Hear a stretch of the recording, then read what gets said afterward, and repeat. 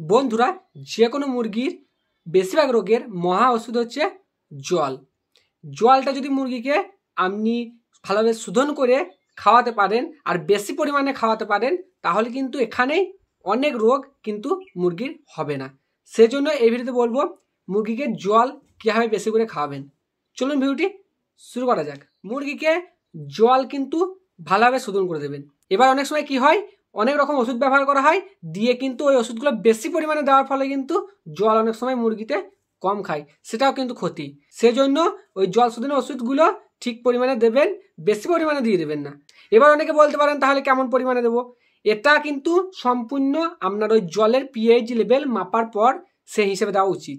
ওই জলের pH level মাপার জন্য 200 থেকে 300 টাকার মধ্যে আপনি অনলাইনে পেয়ে যাবেন। এবার যদি কোম্পানির সাথে মুরগি চাষ করেন, তাহলে আপনি ওই কোম্পানির সুপারভাইজারকে বলবেন, ওনারাও মেপে দেবেন। এবার জলটা কীভাবে খাওয়াবেন বেশি, প্রথমত আপনি অনেক রকম মেডিসিন আছে, সেগুলো ব্যবহার করতে পারেন, যেগুলো আপনার জল বেশি খাবে। এবং মুরগির কিডনি রোগেরও মেডিসিন, যেমন নেফ্রোকেয়ার, নেফ্রোটেক বা রেনোফ্লাস, এই ওষুধগুলো আপনি দিয়ে কিন্তু জল বেশি খাওয়াতে পারেন। ঠিক আছে, এগুলো আপনার 1 লিটার জলে 1 ml হিসাবে দেবেন, দিয়ে আপনি খাওয়াতে পারেন। এবার এই ওষুধগুলো কিনতে গেলে কিন্তু ভালোই দাম আছে। সেই জন্য যদি আপনি অল্প টাকা দিয়ে করতে চান, তাহলে আপনি ভিনিগার নিয়ে আসতে পারেন।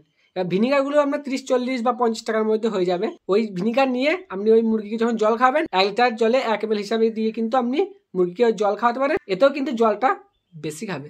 এবার যদি আপনি মনে করেন যে মুরগিকে আমি ওষুধ কিনবো না, ঘরোয়া উপায়ে বেশি পরিমাণে জল খাবো, আপনি পান পাতা নিয়ে আসতে পারেন। ওই পান পাতা সাথে গুড় দিয়ে আপনি জল খাওয়াতে পারেন।